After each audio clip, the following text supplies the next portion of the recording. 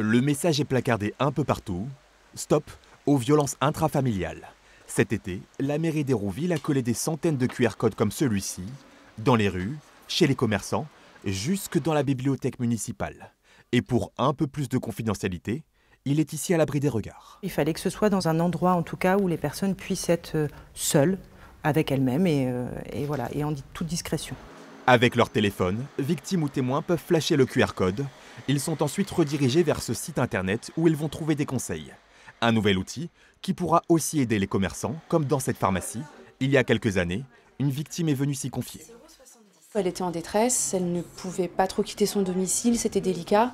Elle n'avait pas de ressources, donc ça bloque toujours les départs. L'initiative, je la trouve très bien, parce que libérer la parole, c'est essentiel.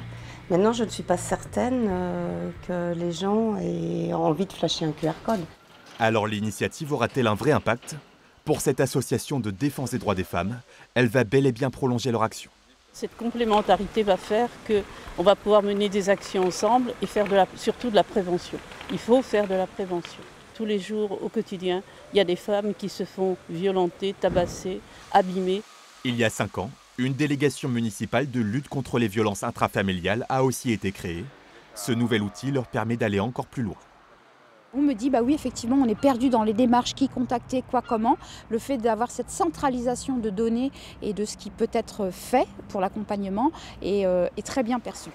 Hérouville va poursuivre son combat dans l'espace public. Dans les prochains jours, d'autres QR codes vont être collés.